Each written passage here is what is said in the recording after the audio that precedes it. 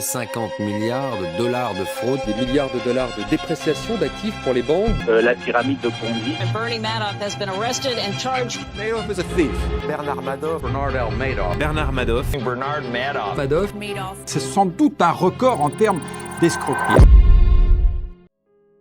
15 milliards de pertes officielles. Près de 65 milliards si on compte les faux profits. Pendant plus de 40 ans, Bernard Madoff a su berner le système financier américain, les banques, des célébrités, des milliardaires, des fondations et même la SEC. Et ça avec une arnaque simple mais parfaitement exécutée. Une pyramide de Ponzi géante. Et le plus fou, c'est qu'il avait une réputation de génie des marchés financiers. Voici l'histoire de l'un des plus grands escrocs de la finance moderne.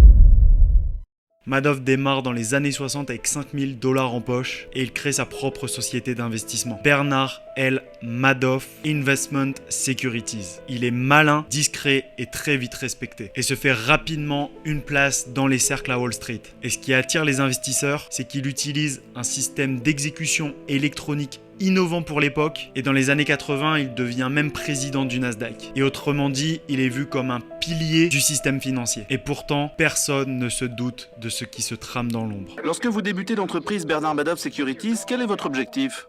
Gagner de l'argent, rien d'autre. À cette époque, beaucoup de mes amis étaient courtiers en valeurs mobilières.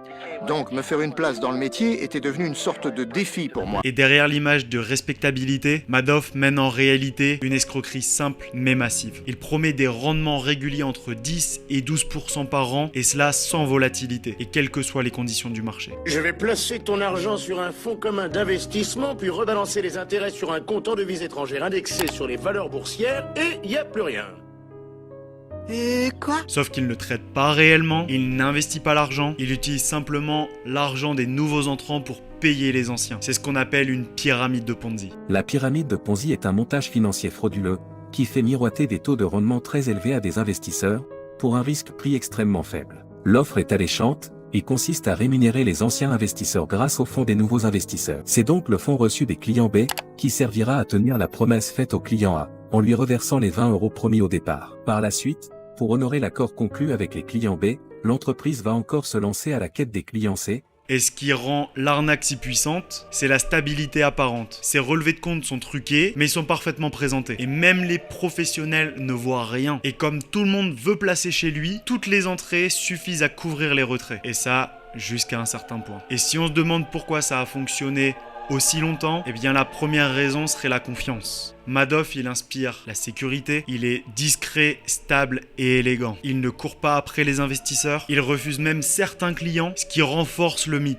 La deuxième raison, c'est que l'élite financière est concernée, que ce soit des banques comme HSBC, BNP Paribas, Santander, ou des célébrités comme Steven Spielberg, Kevin Bacon, ou des grandes fortunes, des institutions, tout le monde est dedans. Et le dernier point, c'est que les régulations dorment. La SEC est prévenue à plusieurs reprises, mais elle ne réagit pas. Elle pense que Madoff est trop gros, trop solide, intouchable. Mais personne ne demande à voir ses vrais comptes. Et cela jusqu'en 2008. C'est la crise, c'est le moment de l'effondrement.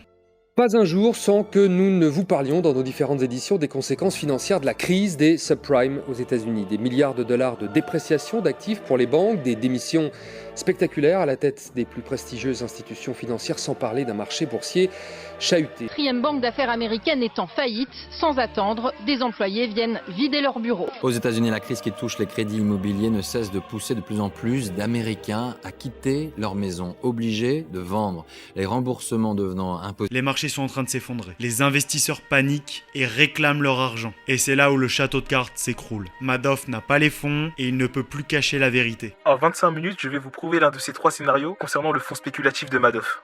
Numéro 1, il est incroyablement talentueux et chanceux, et je suis un idiot qui vous fait perdre votre temps. Numéro 2, les rendements sont bien réels, mais ils sont obtenus d'une autre manière que celle annoncée. Numéro 3, le fonds tout entier n'est rien d'autre qu'une pyramide de Ponzi. Et la bourse de Paris chute de 9%, Francfort de 7%, Londres de près de 8%. La tempête est générale, effondrement à Moscou et à Rio. At one point, the market fell as if down a well.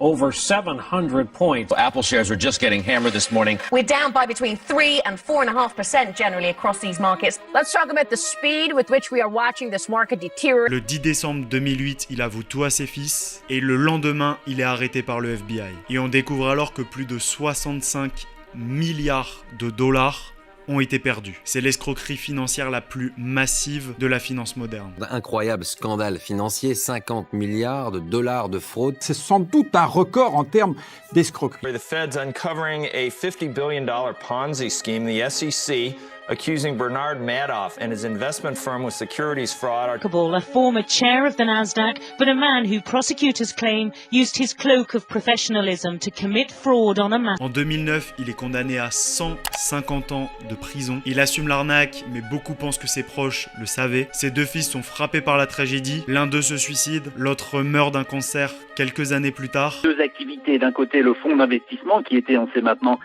totalement frauduleux, puis il y avait l'activité de courtage, de vente et d'achat d'actions pour laquelle Bernard Madoff était connu et respecté sur le marché. C'est à cette activité que les deux fils étaient associés, notamment Marc, qui l'a dirigé dans les dernières années. Ils ont toujours dit, ces deux fils, qu'ils ignoraient totalement la pyramide de Ponzi. Et Madoff, lui, meurt à l'âge de 82 ans en prison en 2021. Avant d'être condamné à 150 ans de prison pour escroquerie, Bernard Madoff est mort derrière les barreaux. Il avait 82 ans. Madoff, pendant plusieurs décennies, sans doute plus de 20 ans, a pris de l'argent d'investisseurs en prétendant qu'il l'investissait sur les marchés. Finalement, il le mettait dans un compte en banque et ce même argent, il le donnait sous forme de faux dividendes, finalement, à ses investisseurs. Et voilà, tout cela, c'est un Ponzi. Madoff is a thief. He scammed everyone. He's probably scamming the government right now and the people. At this stage in my life, I'm 72 years old. I wake up one morning and I got to worry about Social Security taking care of me for the rest of my life. Et son nom reste associé à la plus grande trahison de confiance que Wall Street n'ait jamais connue. Daniel Echter, le créateur de mode, est de ceux qui ont perdu une partie de leur fortune chez Madoff. Daniel Echter, bonsoir. Bonsoir. Merci d'être là. Un mot d'abord humainement, c'était des années de travail, de carrière. Perdre tout ça d'un coup comme ça, qu'est-ce que ça fait? Point coup au foie, mais bon, on récupère.